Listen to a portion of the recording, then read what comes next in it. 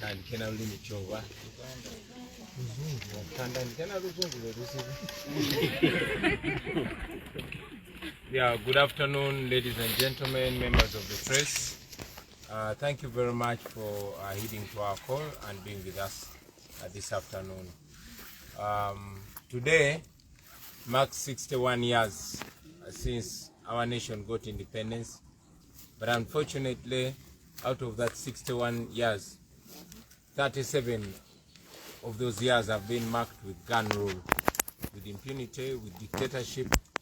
And today, as the rest of the nation is supposed to be celebrating independence, we gather with the families of the victims of abductions, those that have disappeared, those that were killed, and those that are in prison for no reason whatsoever.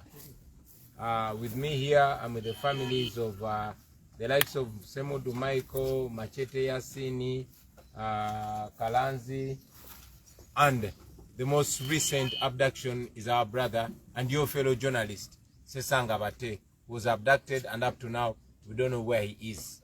So we are here to reaffirm that we're not independent. Today we're supposed to hold our prayers in solidarity with our missing and detained brothers.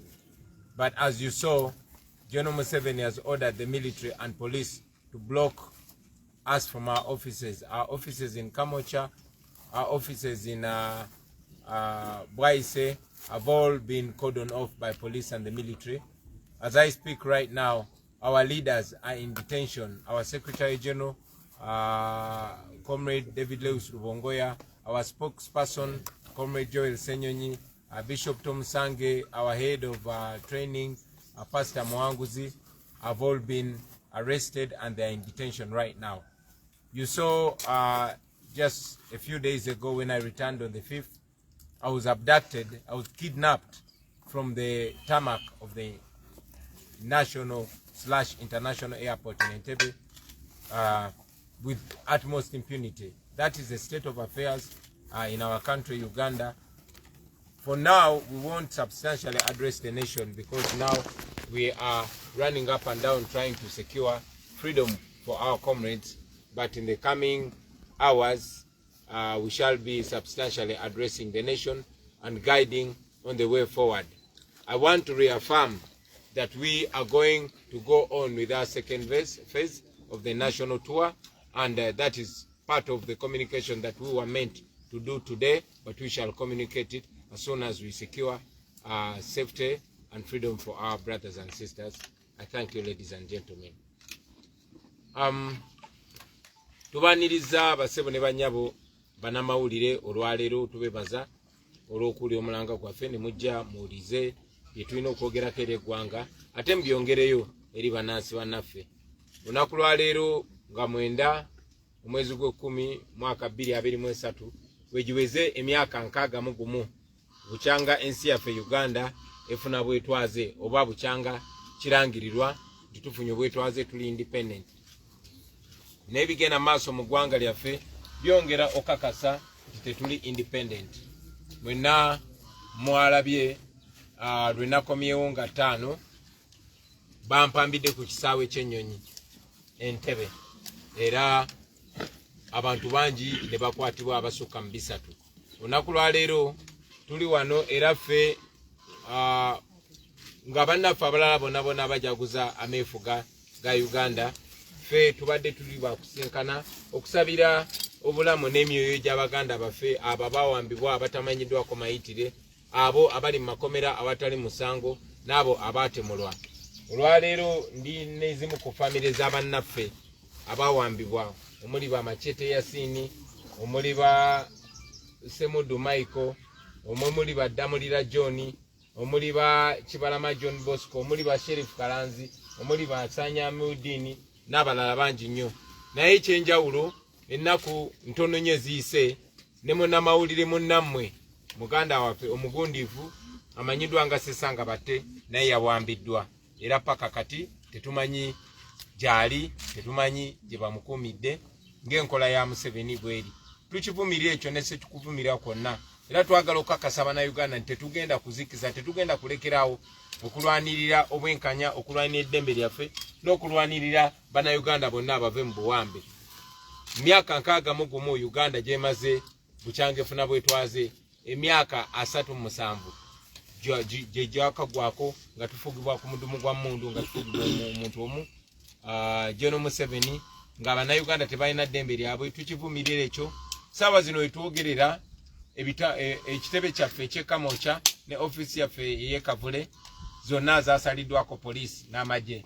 Abakulembeze bannaffe omuli Secretary General waffe David Lewis Bongoya, omuli omwogezi waffe Joel Senyonyi, omuli akulira entendeka n'okusomesa abantu enono yaffe gwe bayita Pastor Muwanguzi ne Bishop Tomusange omunaddiini bakwatiddwa era bakyakumirwa ku poliisi awatali musango. Ekyo no tukivumirira, naye twagala okutegeeza Bannayuganda tetugenda kulekeraawo, tetugenda kusirika, tugenda mu maaso nga tulwanirira eddembe lyaffe mu buli ngeri yonna. Era bino gavumenti ya Museveni byeri mukola njagala birememba malamu maanyi, wabula bibongere ate obugumu, mwongere okumanya nti ye ng'omumenyi w'amateeka abuliddwa ekyokukola ekirala okujjako okugenda mu maaso ng'amenya amateeka. Njagala bakakasa nti ensi yonna eyimiridde naffe, abantu abaagala enkyukakyuka okwetola ensi yonna bayimiridde naffe, n'amawanga gonna agakkiriza mu ddembe ly'obuntu ne mu demokrasi gayimiridde naffe. Tujja kujja mu bbanga eritali lya wala tubategeeze programu yaffe nga bagenda okutambula eya second phase. Olunaku lwaleero tuyinza obutayogera nammwe mu bulambulukufu kubanga tukyali kaweefube okumakinga sure bannaffe abawambiddwa n'abakwatiddwa bafuna eddembe lyabwe ery'obwebange nga bava ne mu kkomera. Mwebale nnyo, mwebalire ddala.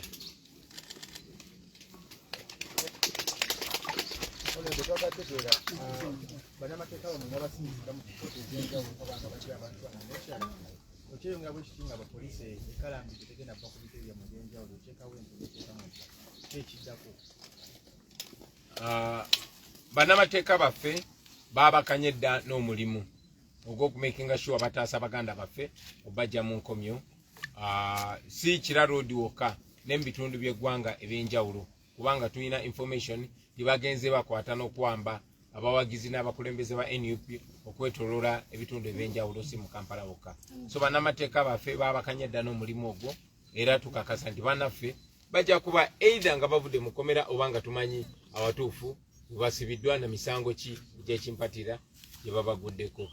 Ekya poliisi n'amagye okulemera ku bitebe byaffe, tetusobola kubuulira mumenyi w'amateeka ate ng'alina okukuuma amateeka di wagenda kuddamu nsonyi na kuddamu buntu bulamu. Naye tuze tukibagamba nti omuntu akunyigiriza tekigenda kuva mu buntu bulamu bwe alekerawo okunyigiriza, wabula kigenda kuva mu kwerwanako kwo gwe ng'omuntu okumakinga sure tibalekerawo okunyigiriza. Nawe kibuze mu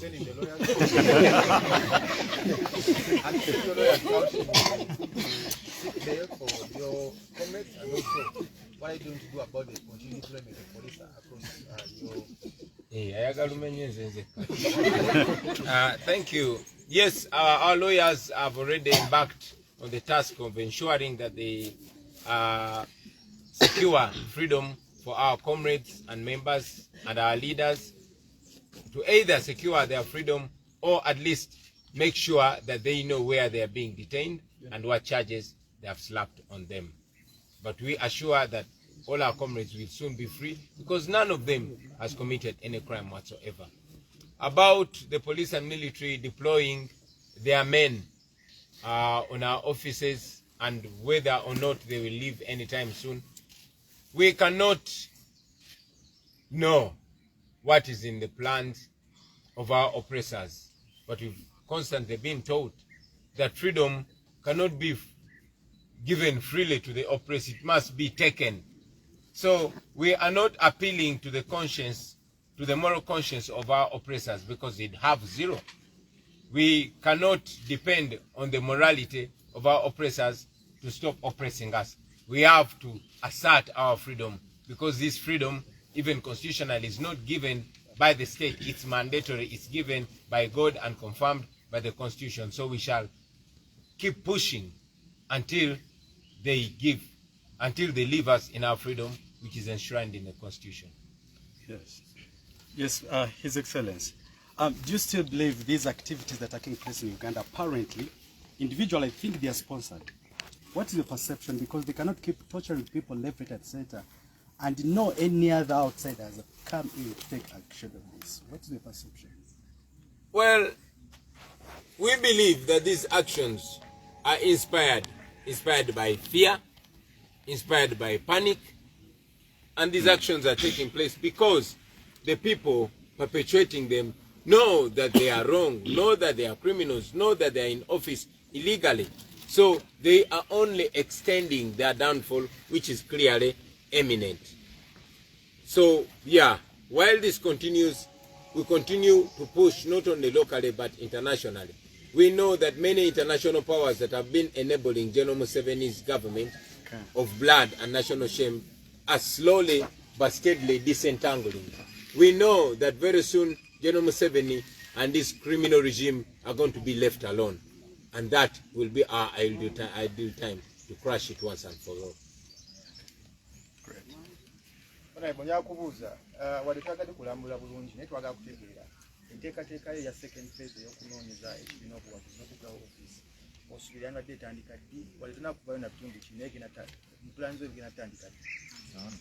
Programu yaffe ya second phase ebadde inakutandika ku Lwakusatu luno okwosenkya.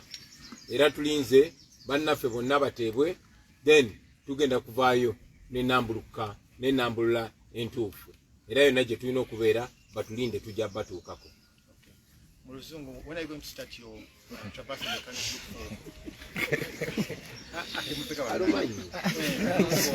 to look for support for the party and also open party offices? Yeah, ideally our second phase of the national tour is meant to start on Wednesday this week. Yeah, but with all this disorganization and our leaders in incarceration, we want to get all of them out, and we shall substantially communicate to the nation. Mr. President, my name is Jimmy from the Navy.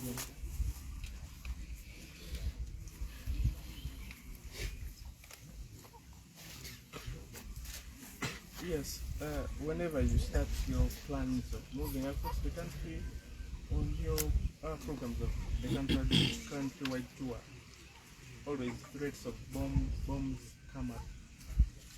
What is your plan this time? Because whenever you take to the street or move around the country, police comes up and alleges there are bombs.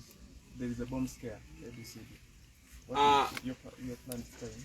Part of our mission, our entire mission, our overall mission is to remove a dictator and have a free Uganda. But part of that mission is to expose the impunity, to expose the lies and the inconsistencies that have been in the Museveni regime. For a long time, since the days of their rebellion, they were doing terrible things and naming other forces and elements. But now, we all know that all these have been false flag operations, that Museveni and his regime are the actual criminals. Yes, you mentioned that when we announced our nationwide tour, that's when they announced that there were bombs. Those bombs have not affected the concerts, they have not affected the crusades and churches, they only affect Kyagulanyi. That means these are government operations. These are Museveni operations, these are their criminal elements. So that should show us, bigger than what we're talking about, they should show us that most of the terrorist attacks are actually not, very distanced from Museveni and his criminal regime, and we should interrogate that further. Mu Luganda, yes, ukyogeddeko nti buli we tuvaayo ne tugamba tugenda kutambula mu ggwanga olwo bomu bwesitandika okutegebwa. Bomu zaali tezitegebwa, naye bwe twatandika okutambula mu ggwanga ne batandika okulangirira zibbomu bwe bazitega bwe bazitegulula. Ekyono tekyatandikira ku mulundi guno, naye kuviira mu biseera byabwe emyaka gy'ekinaana nga bakyali bayeekera, era mujjukira nti ebintu bingi nnyo byabeerangawo nga okutemula abantu kujja ne kubaawo ne bagamba abajaasi b'Obote babase paka Kayindo Tafire bwe yavaayo amazima ne gamuserera n'ayogera nti bwe baatemulanga abantu bakyayise Obote. ekyo nno kitulaga nti kisobokera ddala okuba nti bebateganeza ebbomu zino nga bwebazitegulula batiisetiisa abantu.